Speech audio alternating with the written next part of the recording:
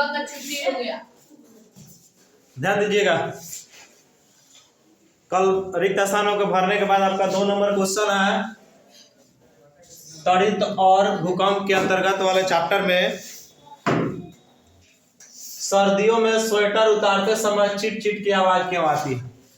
सर्दियों में जब आप देखिएगा स्वेटर उतारते हैं या कपड़ा को जब निकालते हैं तो आपको देखिएगा कभी कभी आपको उन्हीं जो वस्त्र पहनते हैं उन्हीं वस्त्र से आपको चिट चिट की आवाज आती है। ऐसा कभी महसूस हुआ आप लोगों को?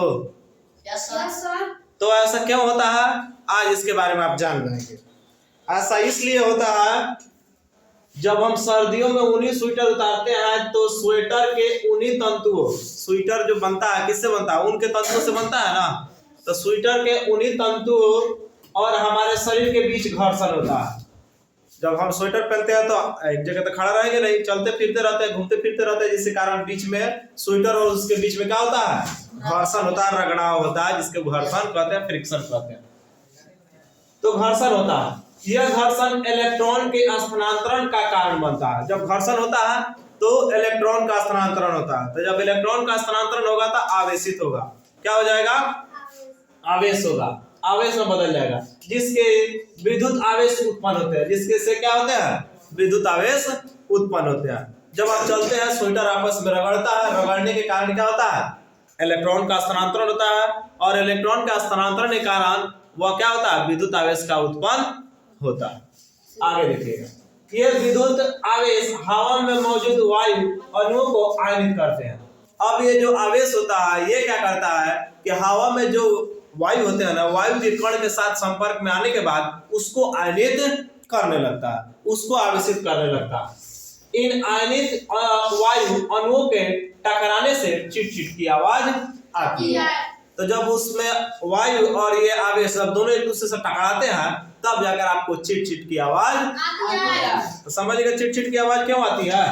आगे आइए, विद्युतदर्शी के ऊपरी भाग को, आपका प्रश्न नंबर 3, विद्युतदर्शी के ऊपरी भाग को छूने पर उसका आवेश क्यों खो जाता है।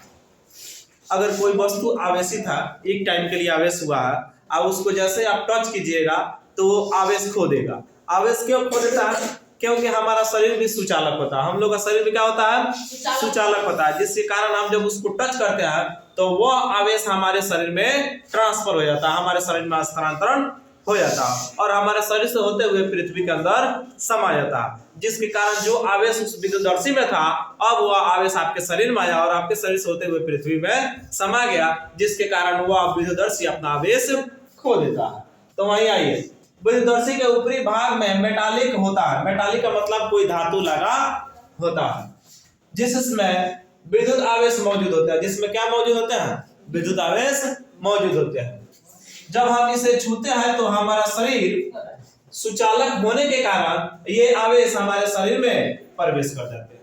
जब हम इसको छूते हैं तो हमारा शरीर क्या होता है? कैसा होता है? सुचालक होता है और सुचालक होने के कारण क्या होता है? ये आवेश हमारे शरीर में प्रवेश कर जाता है, जिसके कारण विद्युतदर्शी अपना आवेश खो देता है। इसीलिए अपना आवेश खो देता है, क्योंकि जब हम इसको छूते हैं विद्युतदर्शी के ऊपरी भाग को, जो कि मेटल का होता है, और मेटल होने के कारण क्या होता है? इसमें का आवेश हमारे शरीर में आता है और हमारे शरीर से होते हुए कहाँ चला जाता है? पृथ्वी के अंदर समा जाता है, जिसके कारण इसमें जो आवेश था विद्युतदर्शी में वह आवेश अपना खो देता है और ऐसा आपका आंसर समाप्त होता है। अगला क्वेश्चन कल बताएंगे। तो जो हम कल लिखाए थे आइए हम एक एक करके आप लोगों से सुन लेते हैं। लाइए, तो क्या लिखा है कल? रिक्त स्थानों की पूर्ति करने वाला।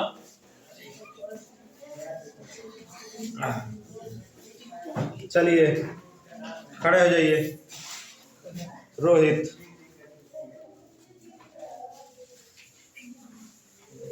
सजातीय आवेश एक दूसरे को डैश करते हैं। प्रतिकर्षित ऐसे बोलेंगे। बैठ जाइए, खड़ा हो जाइए, नाम बताइएगा। निर्भय। विजातीय आवेश एक दूसरे को डैश करते हैं।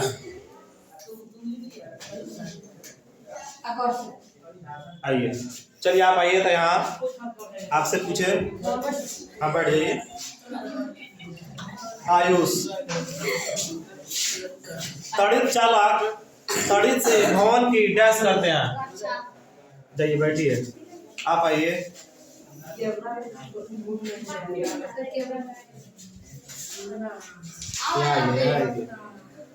सजातीय आवेश एक दूसरे को डैश करते हैं, प्रतिकर्षित। जाइए बैठिए, चलिए आ जाइए।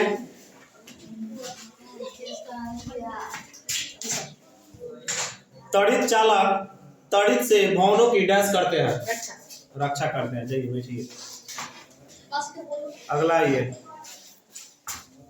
सजातीय आवेश एक दूसरे को डैश करते हैं, प्रतिकर्षित करते हैं। चलिए आइए, नहीं आए थे, चलिए उसके बगल में आइए।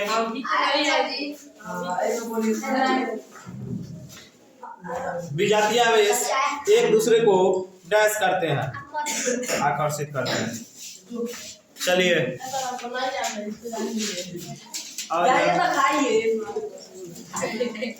नहीं आ रहा है तो आई कर रहा है। चलो आओ। भूकंप की तीव्रता का मापन डैश स्केल से किया जाता है, रिक्टर से किया जाता है, या भूकंप मापी से किया जाता है। चलिए आप खड़े हो जाइए। सजातीय आवेश एक दूसरे को डैश करते हैं, प्रतिकर्षित। भूकंप की तीव्रता का मापन डैश स्केल से किया जाता है, रिक्टर पैमाने से किया जाता है। चलिए लीजिए पकड़िए।